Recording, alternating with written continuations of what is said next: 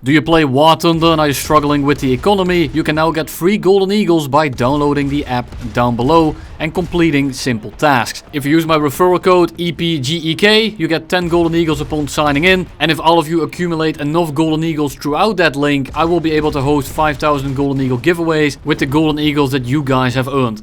Welcome back, and today we are going to be taking a look at the La-7. This is a plane that I've covered more than once. It's a fantastic aircraft, it's super balanced. And it's one of those planes that I recommend you to pick up if you are going through the Russian tech tree. Now I do think that something like the EPGEK 9U is inherently a better plane. However, this thing has a lot more ammo and just a bit more firepower. And I think for regular Arabi matches you'll find yourself doing better in this thing. Simply because it's a lot better at killing people very quickly. The EPGEK 9U is incredibly good. However, the gun isn't that fantastic right now. Real shatter, it feels like it has been real shattered yet again.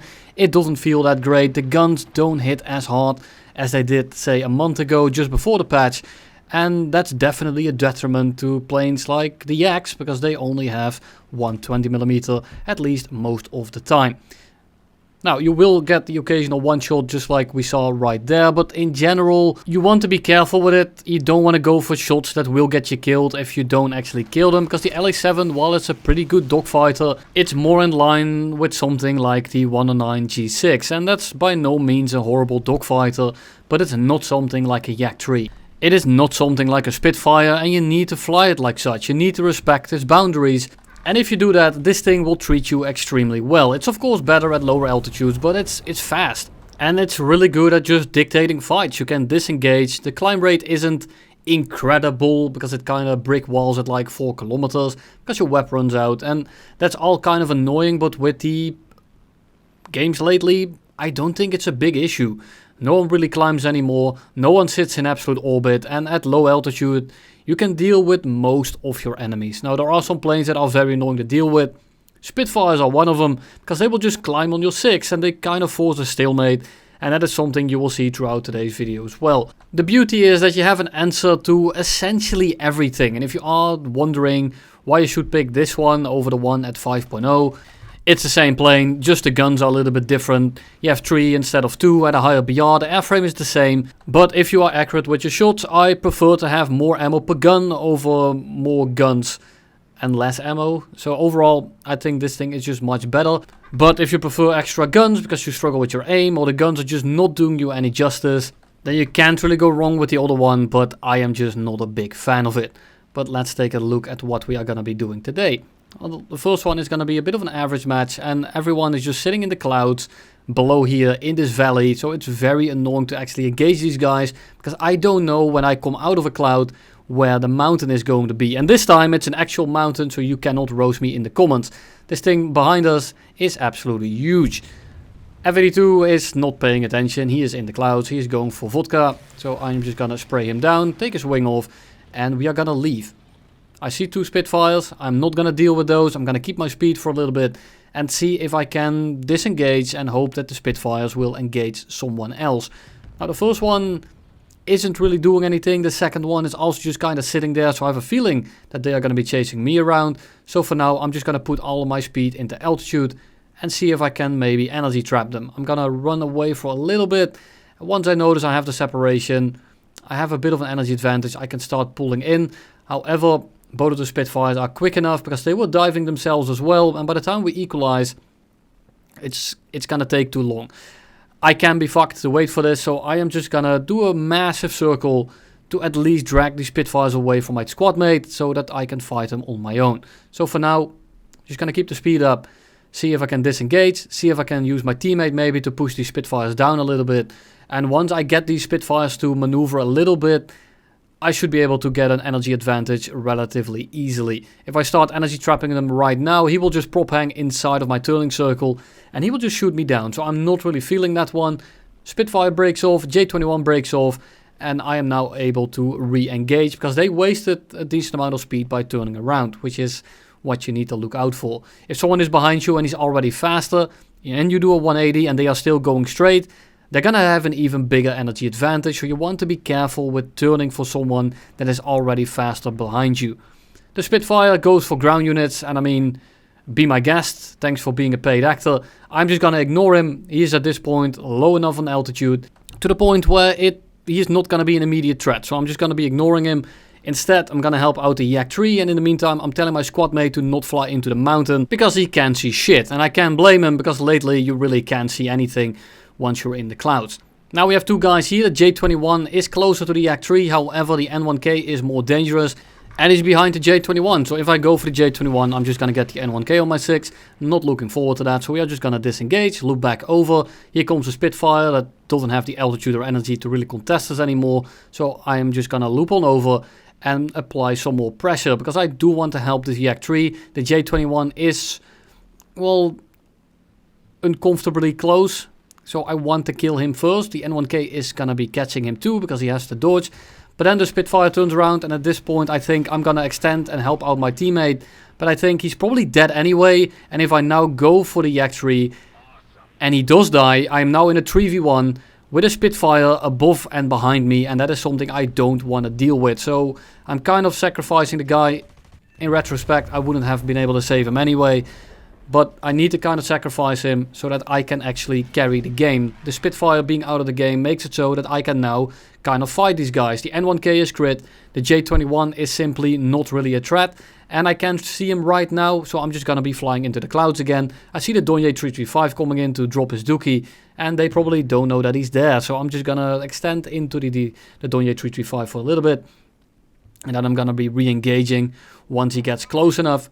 And then we should be good. The N1K is crit. I don't want him to get back to the airfield. It's not necessarily the worst plane to fight, but it's an annoying plane to fight. So I'd rather make it so that he doesn't get back to the airfield. So I want to put some pressure on him and make sure that he dies before he gets to repair.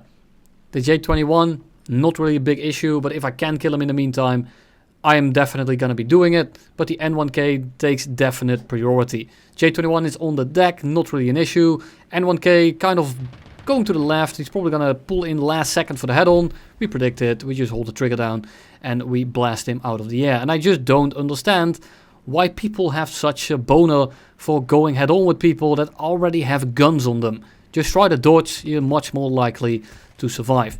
J21, I mean, looks to be some kind of engine damage, but the airfield is right across the valley, so I don't want him to get back to the runway, repair and be annoying later on. I'm just going to kill him right now. And then we are going to be baiting the Spitfire. If the Spitfire goes for us, we bait him for the Donye. And if the Spitfire goes head-on with the Donye, he's either probably going to die in the head-on. And if he doesn't, then, well, this right here happens. We now have a very good position on this guy.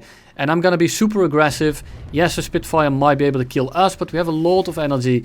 And we have a good position to just pull into him and shoot him out of the air.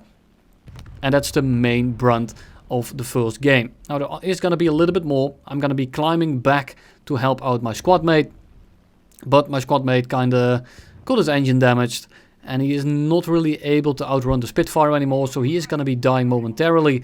And I'm just trying to find the last guys. There's a Wyvern and another Spitfire, if I am not mistaken. And those are planes that are very annoying to deal with. There's a Spitfire. You saw the double take. I just happened to see him in the corner of my eye. I'm trying to urge my friendly here to engage him with two at once. He didn't really... He said yes, which is fantastic. But he's not really taking any initiative. So I'm going to try to engage him and see if I can make the 190 come back to actually turn it into a 2v1. And this is exactly what I meant with Spitfires are hella annoying. They're not necessarily a better plane than you. I do think that the La-7 is better for AirRB. However, Spitfires just kind of counter you in the way that when they start having an energy advantage and they don't commit to your dives and they don't commit to their energy being drained or their balls even, then you're just gonna be... It's just a waiting game. And yes, I am faster and I will overheat later than him, but he can just kind of hold position and he will eventually catch us. And right now, he's getting close to us. I'm trying to not run directly away from him. I'm trying to get him as low as possible so that the 190 can engage him, and then I will engage him in tandem, turn it into a bit of a 2v1. If I notice that the Spitfire goes for me, I'm breaking off, should give the 6 to the 190, or Spitfire is going to be committed with the 190, and then I will be able to gun him down. Now they go head on, they don't really hit each other. I think the Spitfire might got some light damage. but I'm not gonna be letting him dogfight now, because that 190 is probably dying as well. So that may be a bit of a steal. I'm terribly sorry, but we needed to kill him there because I wasn't sure how damaged he was. And I wasn't sure what was gonna happen to us if I just kind of let him be. If then the 190 dies and I have to 1v1 the Spitfire, we are back to square one. Except that I can, I guess, run away from him until his engine overheats because he did get a bit of an oil leak. But yeah, that's... I don't think that's a smart idea. So sorry for stealing it, kinda, I guess. But given the circumstances, I would probably do it again. Here comes the Spitfire. We have been kind of diving. We're going almost 600 speed. And he is going pretty slow because he has been climbing. We just go head on. We wait for him to fire. He doesn't pull out. And congratulations, it's a boy. He goes down. 7 kill. And we are going to go right into the next match because we win on tickets. Bit unfortunate. I wanted an 8 kill because the Wyvern. But, you know, can't win them all. Well, we did win, but... well, you know what I'm saying.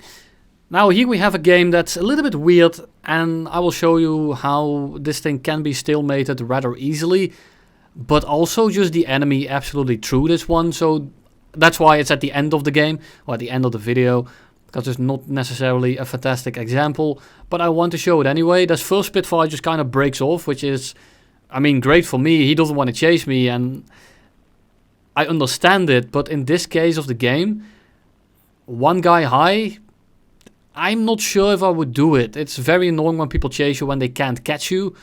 However, he would have caught me in the long run because this P51 will catch me. Now he's going to dive on us, and I'm not sure if it's a D20, a D5 or a D30. So I want to be somewhat careful. We dodge the head on, and he just kind of turns in front of us. Syrian lead turn, I guess. And we instantly get on the 6. It doesn't matter in the end because it's goddamn D5. So...